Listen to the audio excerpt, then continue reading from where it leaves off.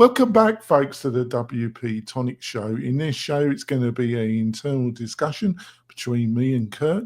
We're going to be talking about how AI is affecting WordPress and the WordPress freelancer and agency right now, and how it might affect freelancers and agencies in the next 18 months.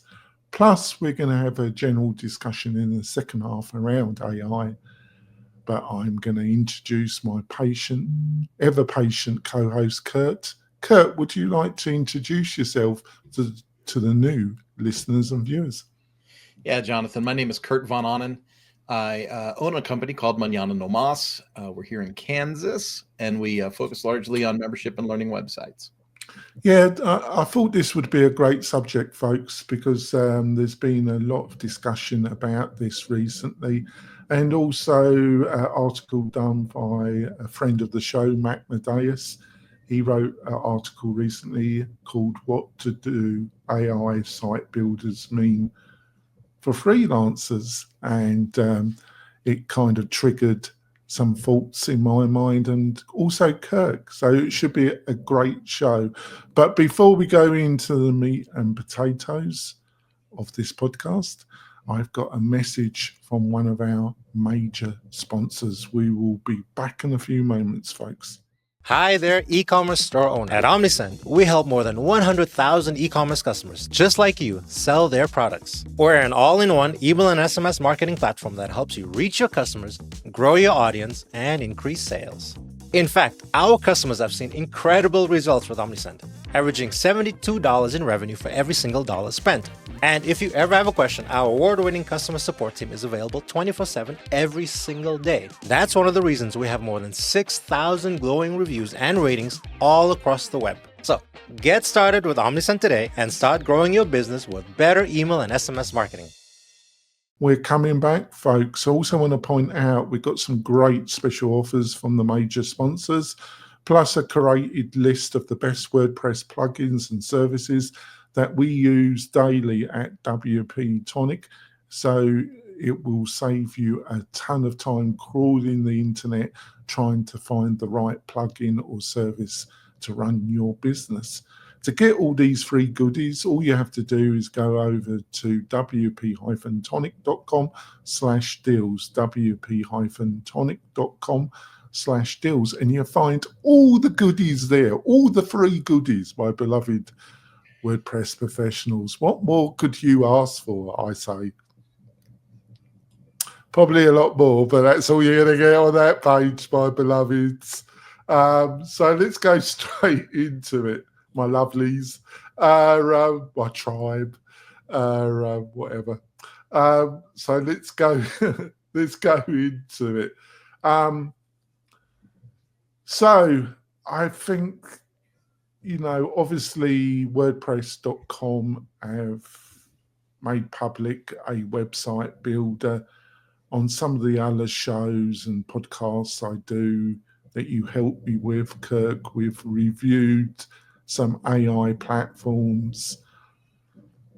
I'm very kind of all over the place about this subject because I think obviously the landscape is changing and will change, but there's also a part of me that just kind of winces at the kind of propaganda and really absolutely mind-numbing nonsense that's also been talked about. So I'm all over the place. So firstly, are you in a similar situation, and what are some of the things that you would like to point out initially in this start of this conversation, Kurt? I think the thing I want to point out first and foremost, initially, as you in your question, is I'm nothing but a hypocrite on the subject. I've got multiple AI subscriptions myself. I use AI, not extensively, but I use AI frequently. And so some of my opinions sound like I am anti-artificial intelligence. I am not anti-artificial intelligence. What I am against is a gross misuse or assumption about the tool, and that's where I think, my line is kind of drawn. But to your point, it ebbs and flows. That line is completely drawn in the dirt or sand. It's because the landscape is constantly changing on the subject. Yeah, I think as a tool base, a set of tools, and that enable you to do more quickly for less effort. That that there's absolutely nothing wrong with that. But I think we've got to be honest about the history of WordPress, and if we understand the history of WordPress, we can then put what is happening at the present moment in more realistic context. And we've got to be honest here. What drove WordPress to the stage where it's running between 43 or 45% of all websites on the internet?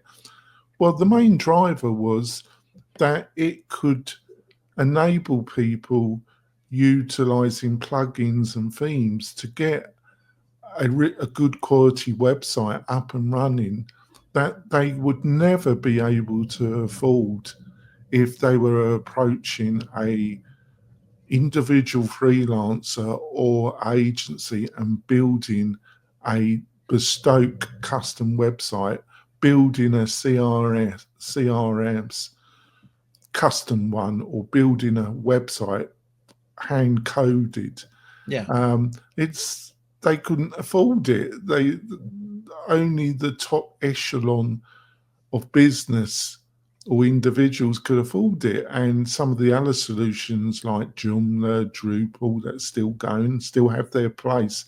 They were highly technical for the average user, and WordPress had an interface that an average marketer or average person in a business that was given the task of running the company's website on a day-to-day basis stood a chance of actually being effective.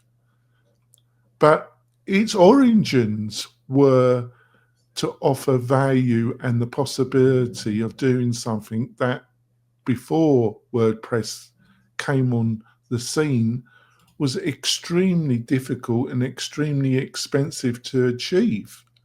So it's always been a cost-saving platform to some extent.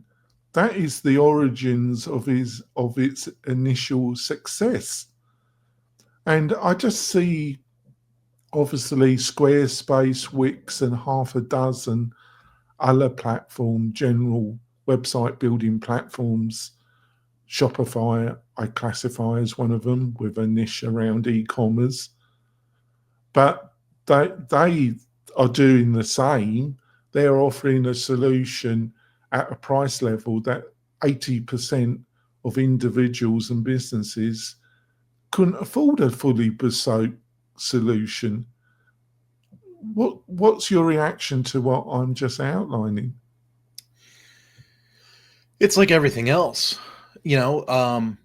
I remember when a friend of mine brought home, a $3,600 36-inch TV that weighed 80 pounds. It was called a plasma TV, and we had to get a special bracket to hang it on the wall.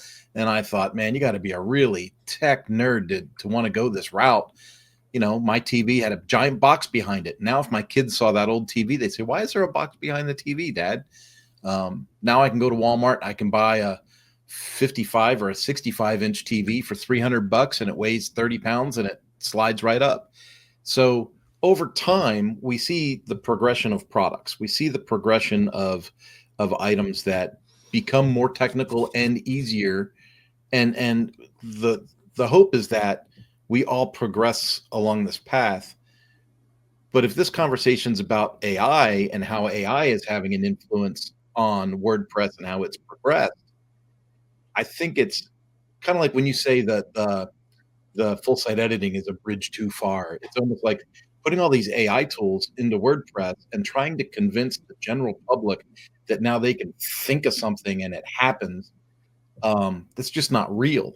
It's not. No, that It's isn't. not. That's a lie, isn't it? And Jonathan, I did my own podcast this morning on AI fatigue versus AI ignorance, which is worse.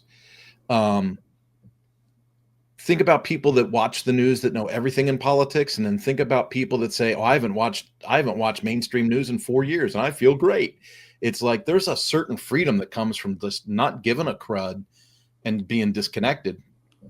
And Well, I disagree with you slightly. I haven't watched main broadcast medias about politics for 8 years. I don't watch American television. I don't watch television, but I keep myself up because I consider most American television, from whatever channel you watch, I consider it's just propaganda in one form or another. Where I come from, England, and the traditional media have a statutory duty to offer both sides of the issue, which was the case in America, but that particular requirement was legally removed. So I think American mass media has gone down the shithole in the past 20 years. It's just gone down and it's getting worse, not getting better. So to use your language, I would say, in broad terms, a lot of this AI talk has gone down that shithole. Yeah, it has. There is, we got a tool for this and a tool for that. And, you don't need a webinar platform anymore. You don't need this is the end of YouTube. Like, no, it's not. It's not. None of that is true. And there's a certain amount where I think as a WordPress freelancer or an agency, I have some policies in place, and I'd like to encourage others to give it some thought. Like, if someone approaches you and says, "Hey, I was talking to ChatGPT and it gave me this custom CSS code to remove all these items that I want removed from my website. I just don't know where that goes." All you got to do is plug it in and hit save, and it should be fine. See, people are misidentifying AI sourced information, A, as being real, and then B, being easy, and C, being cheap. So then they don't want to pay the freelancer or the agency to do the custom CSS work because they think they already did it. But when you put that snippet in, or you put that code into the CSS manager, and nothing happens on the website, or you get a big white screen that says critical error, now that customer that didn't want to pay you to develop the code in the first place wants to hold you responsible for the outcome. And so I think we have to be very, very cautious how we talk to people, how we quote jobs, how we explain what's getting done, why you're the professional in the room. I used to work in the car industry, Jonathan, and when I was in sales, a sales manager once told me, he said, "Don't let the customer frustrate you when they come in and they think they're an expert on buying a car." He's like, "No matter how long you've been a salesperson, you do this every day of your life. You are a professional. You have the confidence of the experience of doing this every day. Time and service. They buy a car once every 5 years. You sell a car every single day." And I feel that way about AI. People come to me with these codes and these snippets and these weird questions or favors or asks, and I have to say, "Hey, that's great that you were able to do the base research on that." And it's been increasing, hasn't it? When you are working for your own as a freelancer, and when you work for WP-Tonic, it's increasing the amount of clients or possible clients that are approaching us with this outline or this attitude, and it's only going to get worse. Yes. And we're already discussing how we will cope with it. Where are the boundaries? Because also, as anybody that has done coding, a lot of coding is mind-numbingly monotonous, and having a modern development interface assist that can finish off code strings or functions, offer options. Basically, what AI is doing is just doing it on a higher level, and because a lot of coding is very boring, basically, and as the code base increases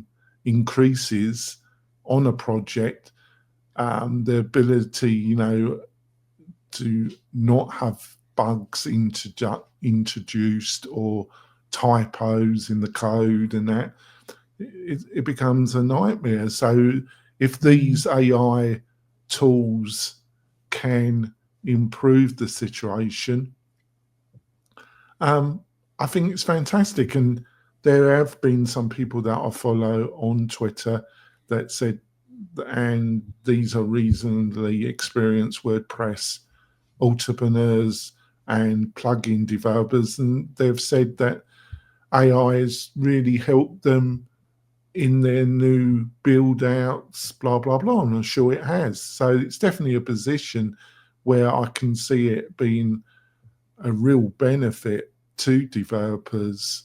But on the other hand, there have been people in the community, not specifically WordPress, but in the general development community, that have been saying some outrageous statements. I mean, absolute dribble of the highest order, that you won't have to have any prior knowledge, any kind of insight or experience. It's just utter tosh, isn't it? You had mentioned AI to make things faster for coders.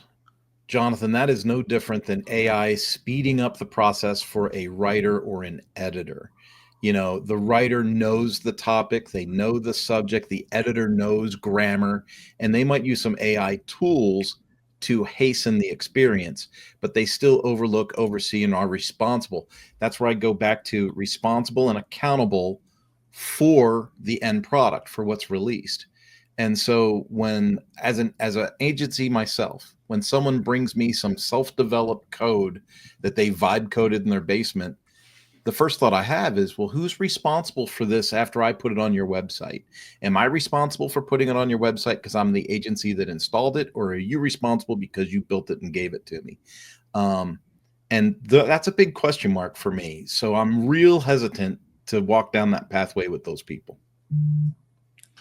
Well, and like I say, it's they are being promoted, or they are listening to what I call utter propaganda, utter rubbish that is coming from a certain group of people in the WordPress and in the general web design development area that are pushing this narrative. And it, like I say, I'm going to repeat myself, in my opinion, it's utter nonsense. But I think it's also, for understandable reasons, especially if you are in this area, it does change constantly, and you're always on your nerves, and that you are going to be out of date. Your skill base is declining, and so you will not be able to make a decent income. And to some extent, you're right to have that feeling. But in other ways, the fundamentals of good design, good UX design, actually having a website that actually achieves something, these have been problems and consistencies that have been here since the 20 plus years of the internet. I actively started messing around with it about 96. I think in America it started to get some traction out of academia around 83, 84. I started messing around with it around 96. I decided to do a degree as a mature student full time, even though I was running a very successful business, because I wanted a degree and I thought it was the right thing to do. Actually, it was ridiculous. I actually knew more than my actual lecturers. But I still don't regret it. But, you know, I've listened to all this and I've seen this all before. But this time it really, really is on steroids, isn't it, Kurt? Well, I can't really blame people.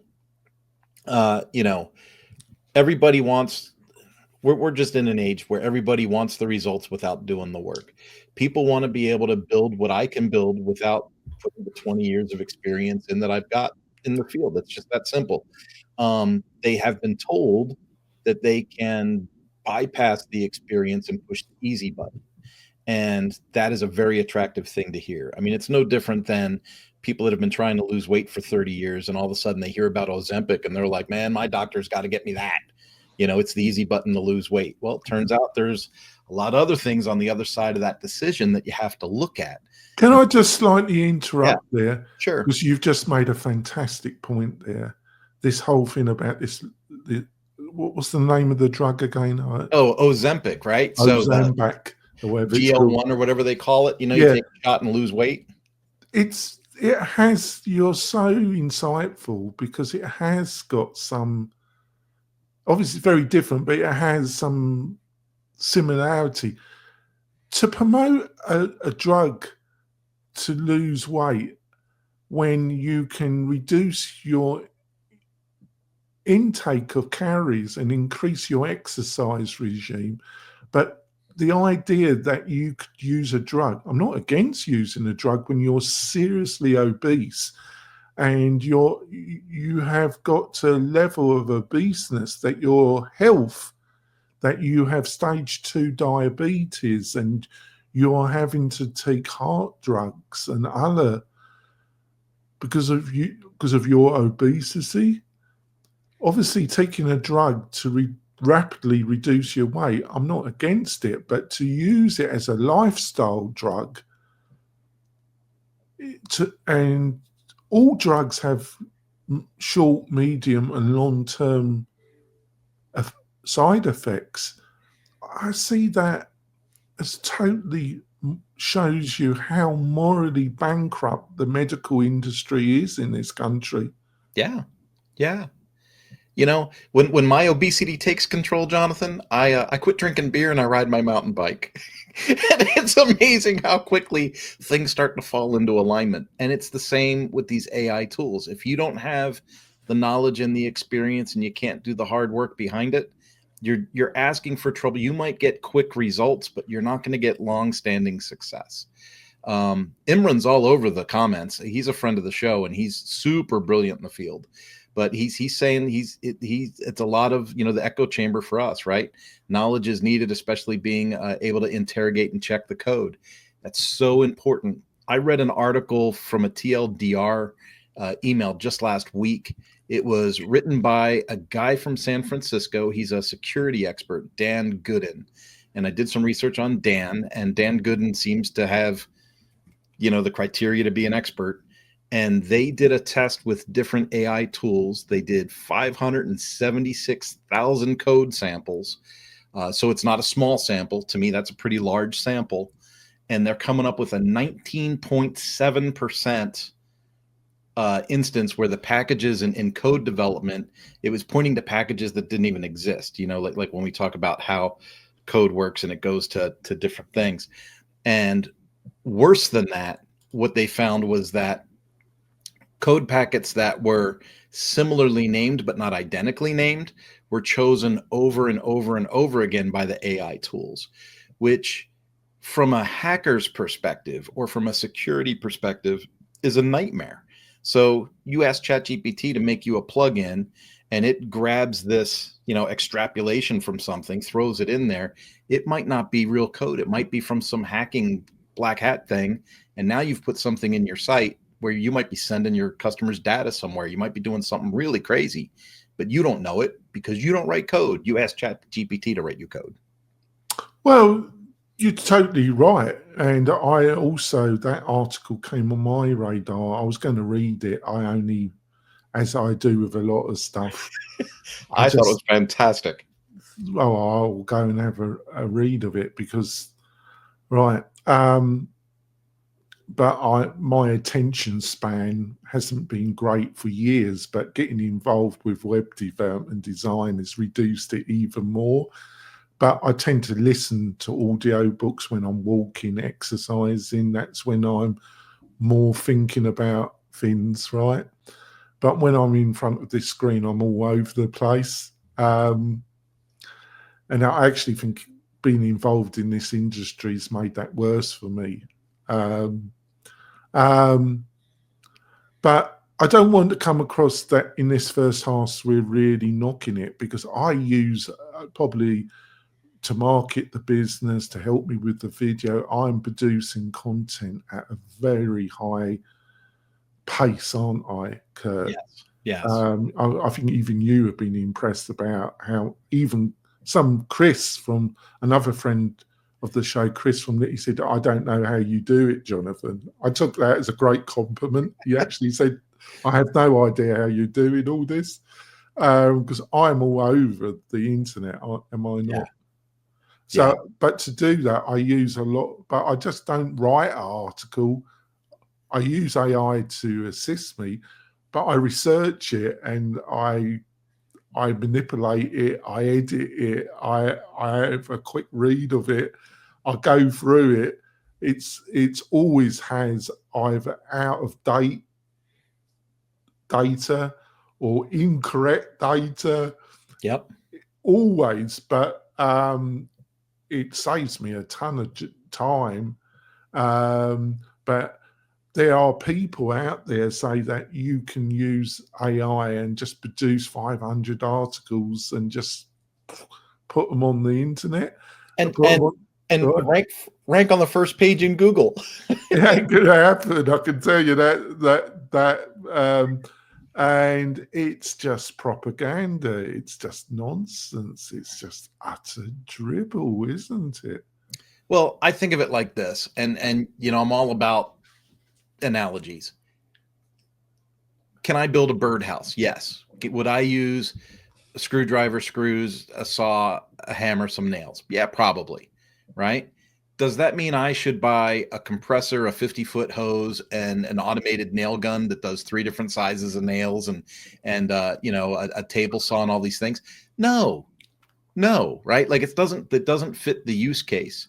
And so when I run into hobbyists or course creators with a one site project or something like that, and they want to dive in with all these like expert pro level tools, it doesn't make sense, because it's like I literally had someone show me, they said, hey, I asked AI these simple questions and it gave me this output. And, did you look at this?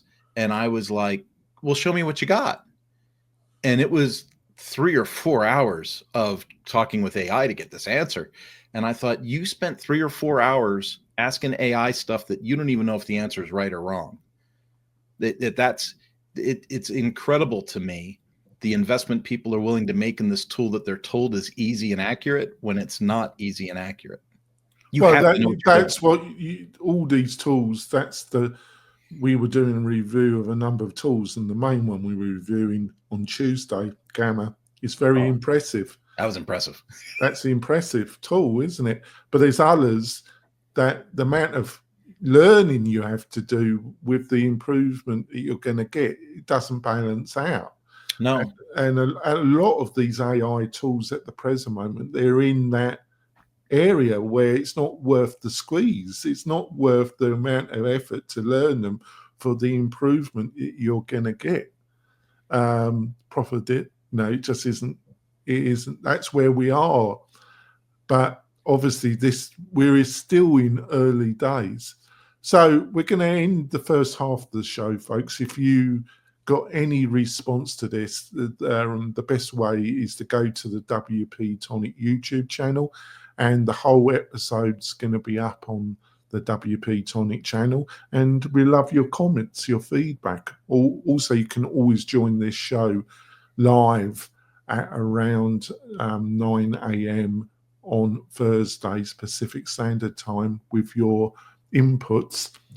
That's great as well. So we're going to end the first half of the show. In the second half, I want us to have a general discussion about AI, where it came from, my own personal views. I'm going to be quite controversial in my statements. Should be entertaining. We will be back in a few moments, folks.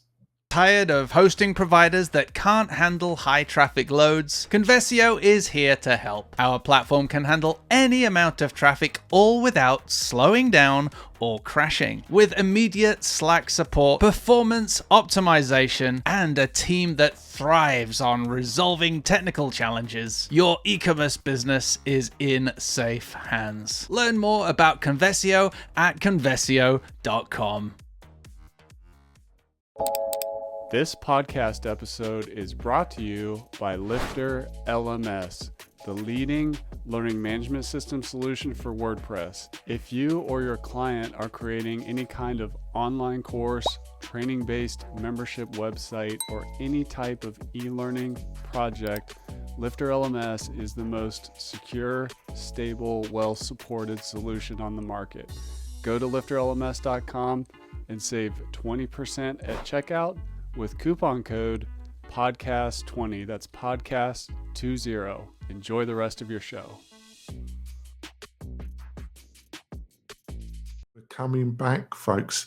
Before we go into the second half, I just want to point out, if you're looking for a great WordPress partner, let's say you're a freelancer and you're taking on a large membership or community-focused website using Fluent Community or BuddyBoss, and you're taking on a big job and you love a hosting partner, but much more a kind of partner that's got the experience that you haven't, so you can actually bid for these type of jobs. Why don't you look at becoming a partner with WP-Tonic? To find more, all you have to do is go over to wp-tonic.com/partners, wp-tonic.com/partners. Let's build something special together. So let's go into it.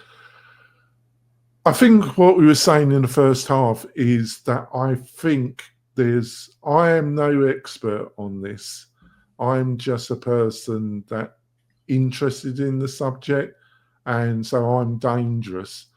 But I really, really think that a lot of this comes from a total misunderstanding what is a large language model, and then mixing it with the general discussion or the promise of general AI intelligence, i.e. something that we would classify as having independent consciousness.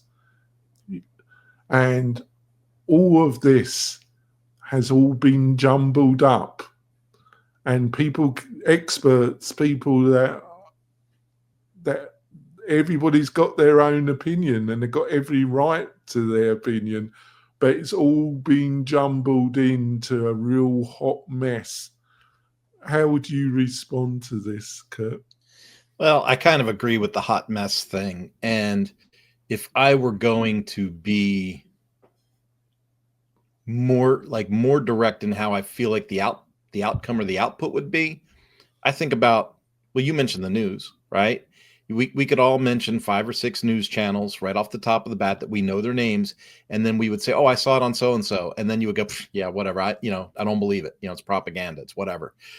The more tools that come out in the AI space that seem superfluous or ineffective or bizarre, I think more and more it's going to drive people over the next couple of years.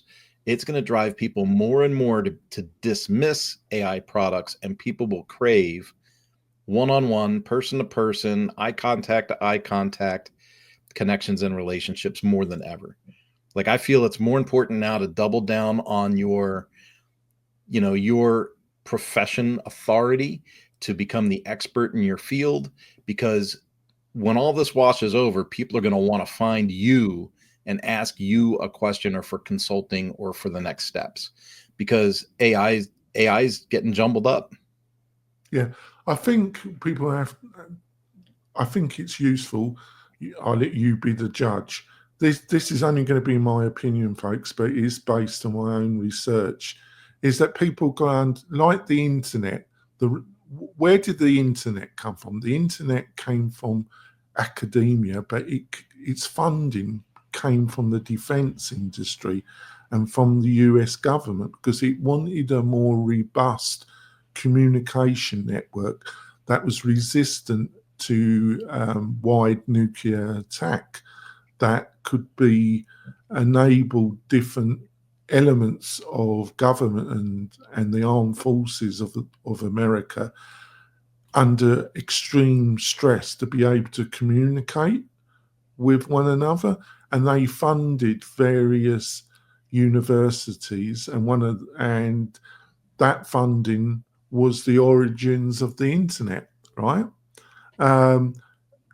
What people are not aware of is that artificial intelligence and large language models have been around since the 1950s, and it was at best an interesting part of science, but it got to the stage that especially in the mid 80s and then into the 90s, there was great promise into it, but it fundamentally, through being able to talk to your computer, there was various software you could talk to the computer, blah, blah, blah, and it would write for you. It just wasn't panning out. It was like cold fusion or fusion in general. It's always like 5 years coming, right? That changed because a load of money was thrown at it. And that money came from Homeland Security, from the intelligence services of this country. Because after 9/11, they wanted to monitor everybody's discussions, email, voice, Zoom, all communication. And they didn't want to go through the normal legal practice of going through the FASA courts, which is a kind of quasi-legal way. So the government, for understandable reasons, wants to observe individuals that might be involved in forms of terrorism. They don't want to go through the normal legal system.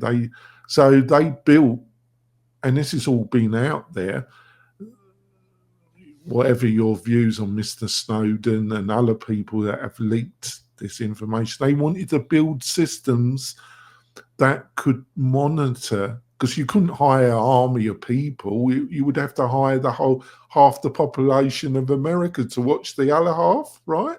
Mm-hmm. So they invested enormous amounts of money into large learning models because it's the technology that enables them to do mass surveillance. That's the fact of it, Kurt. Yeah, well, it's just like we voluntarily surveil ourselves on Facebook. Yes. You know, how many movies point that out where the government was like, how do we collect all this information on people? And they're like, we don't have to anymore. We can just go to Facebook. They put it on themselves. Yeah. So a large learning model is amazing mathematics. It is truly, and through this enormous investment that would, OpenAI, it obviously they took concepts, this idea, but the money behind it, the money that was pushing the science behind learning, came from Homeland Security. It's not publicized that well or that much because they don't want to talk about it, right? They don't, because they know it would really get people worked up. So they don't want to talk about it. But that's where the money came from, right? And OpenAI, they've improved it. So we ended up with learning language models that do amazing things. It is not conscious. It knows nothing. It is a high-level form of mathematics that does amazing predictions, almost, and using the power of the internet and computer power can make lightning predictions about one word following another word or identifying patterns. And it does an amazing job, and it's amazing technology, but it is in no shape or form learns, has prior knowledge, has experience, wisdom, has insight, have all the things that around what a conscious mind should have. Well, I exclude most Americans because they don't show any of those abilities. Sorry, I'm being funny there. It's not intelligent. So what's your reaction to what I've just outlined? As you were talking, I just thought next week we're going to have to talk about how the CIA invented Bitcoin. Some of the technology behind that was developed for the CIA. So yeah, it's not surprising, right? But people in general, not just Americans, are lazy. They don't care about the origin or something of where it came from. They're just like, hey, is that the easy button? Show me how the easy button works, and I'm going to make magic. And folks, that's a lie that has been sold to people since they invented the wheel. I'm not making a kind of political or moral judgment about it, because it's a grey area. You know, we do rely on security services to stop people doing horrible things, and they are a necessary evil. And you can have a naive attitude that we don't need these type of services, but I think that's naive. But there must, on the other hand, I think there's a balance, isn't there? But we got to understand the scenario. I want to go on to the next bit. So, in my opinion, and I love feedback from the audience about this, it's at best a. Have you heard this term called the Mechanical Turk? No. Well, it was in the 17th century. There was a man that went around Europe to some of the biggest courts, and he had a machine that could play chess and it could win. And he would put up a bounty if you can. You know, if you can play you had to put in a certain amount of money to play. And if you could beat this Mechanical Turk, you get the pot, right? Well, funny enough, the Mechanical Turk kept on winning all the time. That's a surprise, isn't it? Well, there was a small person, a dwarf, inside the machine. And the dwarf was an expert chess player, one of the best in Europe at that time. So the whole thing was a con, right? Like most things on the internet, and that's what a learning management system. It's a glorified mechanical Turk that does amazing things, but it's not consciousness. Now, there are people out there, like I say, I'm not an expert, but there's people out there that say that it is conscious. It has become conscious. We're just not aware of it, right? In my opinion, they've lost the plot. I follow the opinion of one of the greatest English physicists who's still alive, a man called Roger Penrose. He's actually 93. He's Sir Roger Penrose, and he's 90, but he's as sharp as they come. He's 93, and he's he's wrote a number of books. Two of them that influenced me the most was The Emperor's New Mind and shadows of the mind. And his idea is that consciousness is really a quantum thing. And when you get into the world of quantum mechanics, I'm totally lost. I don't have the mathematical knowledge, and the general discussion totally loses me, right? But he says that we'll only ever get a thinking machine is when we have quantum computing. And that's why Google, Microsoft, Oracle, you name it, that's why they're investing a ton of money in quantum computing.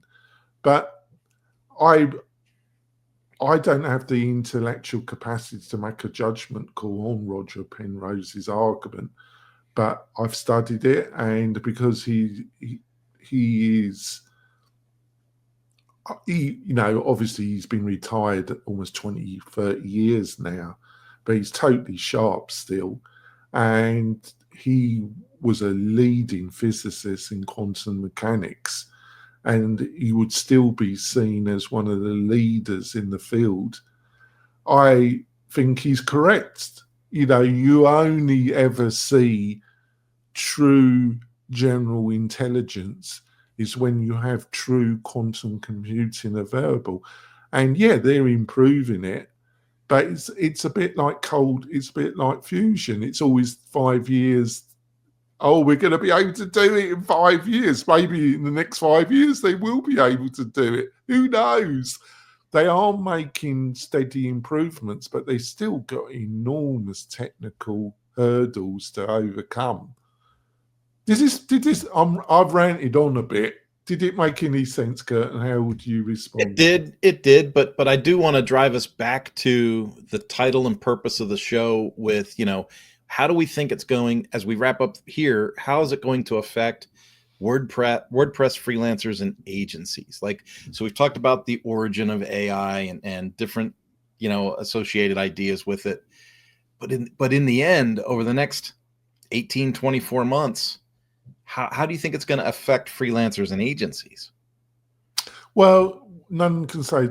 I think there's two paths this might go. There's the first path, that it's very similar to the internet boom years. An enormous amount of capital has been invested in AI, and my opinion, probably too much. And you'll get a similar situation what happened to the dot-com bust. Yep. People have got too high expectations. It's been pushed too far. Too much nonsense has been discussed.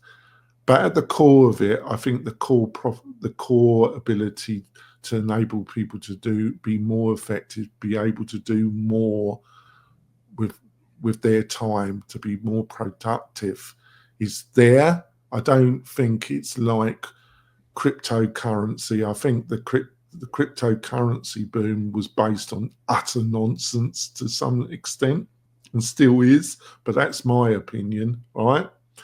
I think when it comes to AI, there's definitely more to it, but I do see clear elements of the dot-com bust. But on the other hand, after the collapse and everybody walking away from it, the people that stuck with it, they built Web 2.0, which is the basis of the modern internet. Obviously, the iPhone and what Apple did also had a degree of how the internet grew, but there was anybody that was around, for about 2 to 3 years, the internet was, it's all a load of nonsense, blah, blah, blah. Well, it wasn't. But the other alternative is that there isn't a total bust, but people get because like what we said in the first half, and we've looked at a few, there are a lot of platforms and a lot of SaaS-based AI. Now, every existing SaaS or new SaaS seems to have AI in its name right now. Yeah. And a lot of it is mediocre and very disappointing. But there are some gems that I use, you use, and we review that are definitely, you can see, but they're still early. You can see they're doing good things, but you couldn't buy them all unless you had a really great budget, because you end up, so I think there's clearly the ability to improve improvements and tools. I think the real question, are we going to have a .com bust scenario, or is it going to deflate slowly, and then we're going to have a period of more stability, and then as like the internet, you're going to see some really amazing tools? Yeah, I think we're on similar prayer sheets. I just kind of word it different. I see people just being inundated with nonsense, just with junk. Like you said, everything's got AI in the name. This does this does that, and I think it's like going to the WordPress repository. There's 60,000 things in there, but I make my living because I'm an expert in 10 solid tools. And I think AI is going to be very similar in that if you apply yourself as an agency or a freelancer and you become an expert in just 2 or 3 of these tools, and you can put the blinders on for some of this other stuff, and you hone in your business to niche down on those tools and how they apply to your perfect client, you're going to be able to weather the storm, sustain it, keep your value, and build what you want to build. But if you try to become some kind of generalist and be everything to everybody and try to know everything about everything, you're going to end up knowing nothing about nothing, and then struggling. Then you'll be in a race to the bottom and competing with, college students for $500 websites. And that's not what anybody wants. We want to be in an equitable kind of mind space where we can sell quality product to quality customers at I think it's a because you've been in the mechanical industry, in motorsports, and in the car industry. It's a very similar situation. Very similar. If somebody's just interested in getting the cheapest service to the car, you having better processes and better, they're not interested. They just want it the cheap. They're just going to tout for the cheapest solution service they can. Other people, they're more interested in the value proposition. Other people, when they bought a very expensive car, they think going to the dealership.